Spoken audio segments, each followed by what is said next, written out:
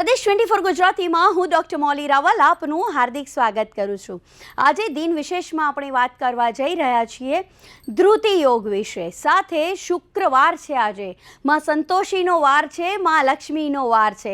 આજે એવા તમે કયા ઉપાયો કરશો કે તમારા ઘરમાં તમે સ્થિર લક્ષ્મીને પ્રાપ્ત કરી શકો છો?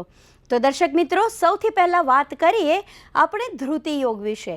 જે જાતકના જન્માક્ષરમાં એમનો જન્મ ધૃતિ યોગના દિવસે થયો હોય તો એમણે પોતાની ધૃતિ યોગની શાંતિ કરાવવી જરૂરી બની જાય છે, નહીં તો એમના જીવનમાં એક પછી એક ઉતાર ચઢાવ આવતા રહે છે। આજે જો શક્ય હોય તો ધૃતિ યોગની શાંતિ કરાવી લેવી, અને જો એ ન થઈ શકે તો ઘીનો અભિષેક મહાદેવજી ઉપર કરવાનો, જેનાથી તમારા ધૃતિ યોગના કારણે જો તમારા જીવનની અંદર કોઈ તકલીફ થતી હશે તો એમાં તમને શાંતિ પ્રાપ્ત થશે અને તમારું જીવન સમૃદ્ધ બનશે। આજે પણ ઘણી બહેનો પોતાના જીવનમાં લક્ષ્મીની પ્રાપ્તિ માટે સંતોષી માતાનું વ્રત કરતી હોય છે અને ખાસ કરીને વૈભવલક્ષ્મી માતાનું વ્રત કરતી હોય છે।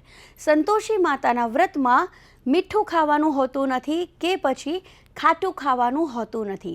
માં સંતોષી જ્યારે પણ રીઝે છે ત્યારે તમારા જીવનમાં સંતોષની પ્રાપ્તિ થાય છે, તમને સેટિસ્ફેક્શન થાય છે, તમારા જન્માક્ષરમાં રહેલો ચોથો ભાવ ક્લિયર થાય છે અને ધન અને સ્થાવર સમૃદ્ધિ તમને મળે છે। એટલે કે જંગમ મિલકતો નથી મળતી, પરંતુ સ્થાયી ઘર એ તમારા નસીબમાં ના હોય ને તો પણ મળે છે। તો સંતોષી માતાના વ્રતનું આટલું મહત્વ છે। સંતોષી માતા માટે આપણે ગઈએ છીએ ને, મેં તો આરતી ઉતારું રે સંતોષી માતા કી, જય જય સંતોષી માતા, જય જય માં।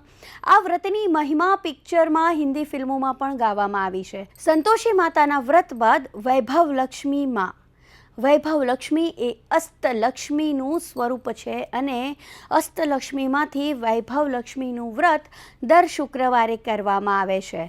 જેને પણ પોતાના જીવનમાં ધન સંબંધિત તકલીફો હોય છે અને જ્યારે પરિવાર એનો સાથ છોડી દેતા હોય છે ત્યારે શુક્રવારે વૈભવલક્ષ્મીનું વ્રત કરતા હોય છે। જ્યારે વૈભવલક્ષ્મીનું વ્રત કરીએ ત્યારે એની પૂજા સંધ્યા સમયે કરવાની હોય છે।